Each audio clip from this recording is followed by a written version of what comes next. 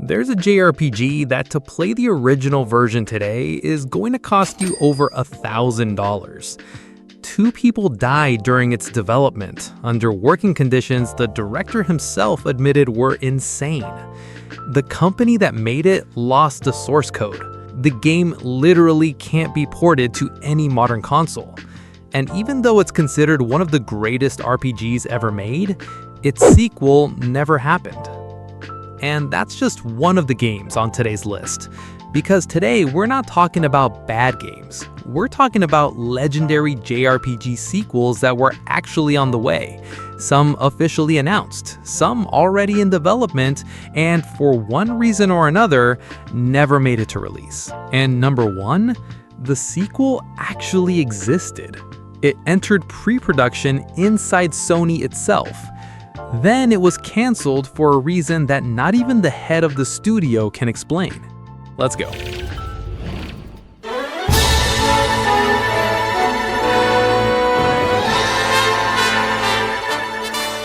Number 5, Skies of Arcadia 2. This is the classic story of a sequel that's always in planning, and somehow never leaves planning. Skies of Arcadia launched on the Dreamcast back in 2000. Sky pirates, flying ships, a world ruled by 6 moons. It's one of the most beloved JRPGs ever made, and for many fans, one of the greatest games on the Dreamcast. The problem is that the Dreamcast died way too soon. So despite fantastic reviews, the game sold poorly. Sega even gave it another shot with Skies of Arcadia Legends on the GameCube in 2002. And this is where the real drama begins. Producer Rieko Kodama, a legend behind Phantasy Star, spent years saying the team genuinely wanted to make a sequel. They even confirmed it had entered the planning stage. But that's as far as it ever got. The development team was reassigned to Sakurai Wars. Sega went through restructuring after restructuring, and eventually, the project was placed on hold indefinitely, which is really just corporate speak for it's dead. The funny part is that Sega never completely forgot about Skies of Arcadia. Vice and the crew kept showing up as guest characters in Valkyria Chronicles and even in the Sonic racing games. It's basically Sega tossing fans a few breadcrumbs instead of giving them the sequel they actually wanted. The game never received a modern remaster or re-release, but thanks to emulation, it's still very playable today, and honestly, it's aged remarkably well. But if this sequel never made it past the planning stage, the next one never even became a game. It became nothing more than a trademark filing. And somehow, it's probably the most requested JRPG sequel in the history of the genre.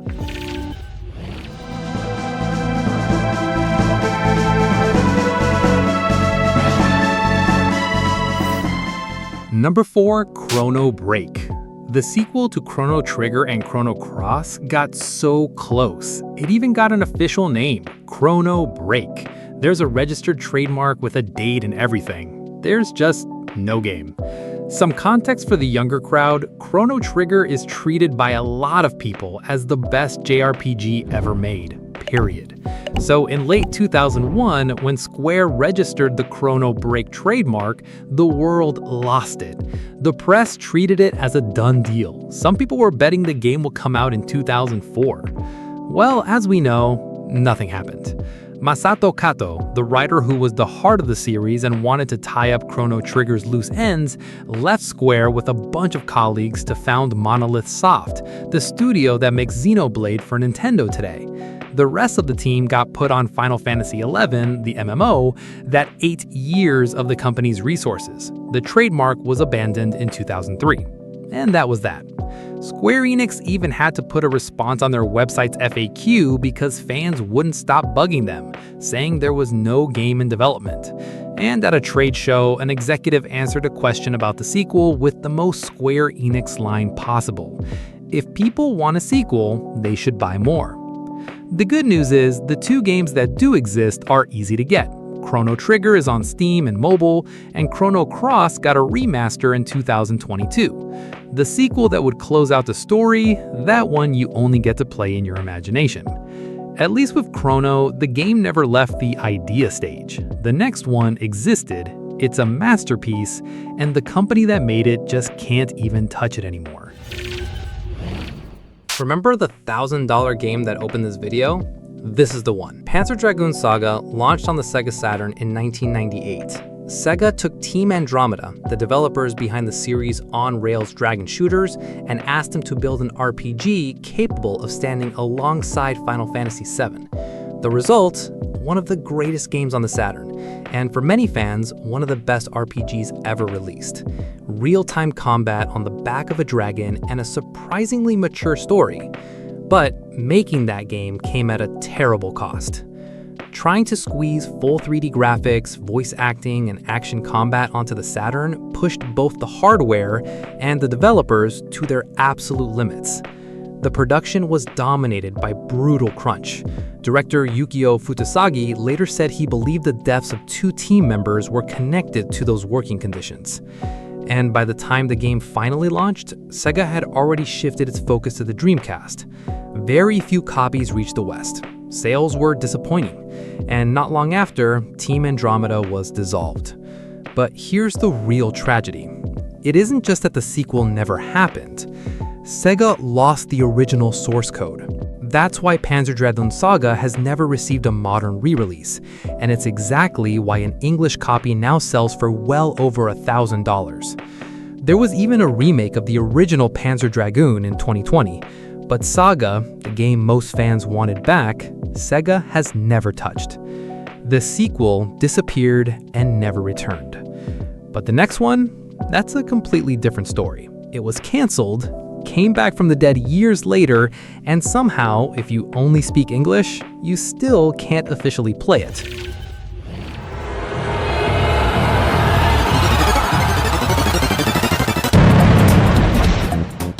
Number 2, Mother 3, or as many people still remember it, EarthBound 64. This is probably the most famous canceled game in Nintendo's history. EarthBound, Mother 2 in Japan, is one of the most beloved JRPGs ever made. Its sequel, Mother 3, originally began development for the Nintendo 64, specifically for the 64DD.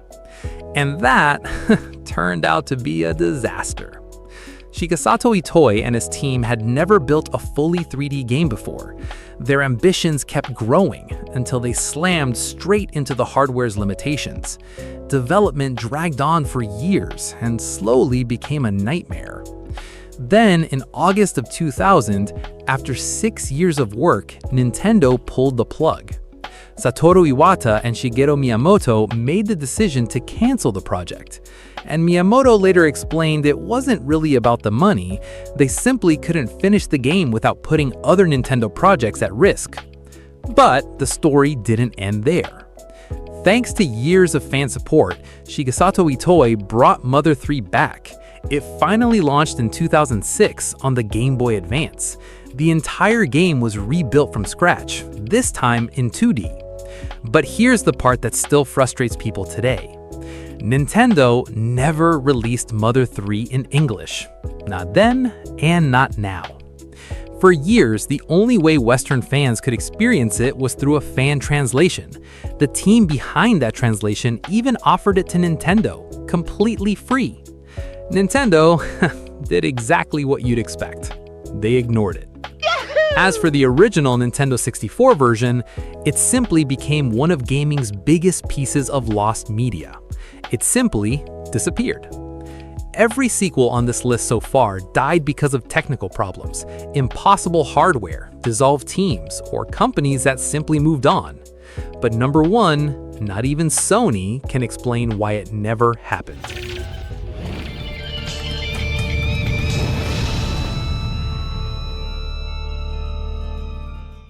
Number 1, The Legend of Dragoon 2. The Legend of Dragoon came out on the PlayStation 1 back in 1999. 4 discs, a budget of around $16 million, and a combat system with those timing inputs that took real skill to master. Back then, a lot of people looked down on it, called it a Final Fantasy VII knockoff. The years went by, and the game became one of the most die-hard cults on the PlayStation. People who'll defend to the death that it's better than FF7 itself. And here's what makes this one number 1. The sequel actually existed. In 2012, in an official post on the PlayStation blog, Shuhei Yoshida, one of the most important figures at Sony, president of the worldwide studios, confirmed it firsthand. In short, he said Legend of Dragoon 2 did go into pre-production after he left Japan Studio, but it ended up canceled for some unknown reason and the team moved on to other projects. The guy who ran Sony Studios publicly admitted he couldn't explain why they killed the sequel to one of Sony's most loved RPGs. It wasn't really a flop, the original sold well enough, it just got shelved. My take is that the game probably landed below what Sony was hoping for to turn it into a big franchise, and the development had been too long and expensive to bet it all again on a sequel back then. Then, in 2021, Sony shut down Japan Studio entirely. What was left became Team Asobi, the Astrobot people, who make 3D platformers, not JRPGs. Which means today, Sony doesn't even have a Japanese studio with an RPG background left to pick this up. The odds of a Dragoon 2 are basically zero. The game ends with characters sacrificing themselves and the world moving on. It's an ending that begs for a continuation, and the fans know it too. There's been a campaign for a remake and a sequel running for over a decade, non-stop. The original is available digitally as a PS1 classic on the PlayStation Store. These days I find it pretty dated, but it's worth a check out. So that's the list. 5 JRPGs whose stories didn't end because their creators wanted them to. They ended because a studio shut down, a source code disappeared, or someone somewhere at the top made a decision nobody ever really explained. And honestly, this list could have been twice as long. Konami basically walked away from Suikoden. Golden Sun Dark Dawn ended on a huge cliffhanger back in 2010 and never got a continuation. And Lost Odyssey from the creator of Final Fantasy ended up trapped on Xbox instead of becoming the franchise it probably deserved to be. Now I want to hear from you. Which one of these sequels would have been a day one purchase for you? And is there another canceled JRPG sequel that still hurts that I didn't even mention? Let me know down in the comments. Thanks so much for watching, and I'll see you in the next one.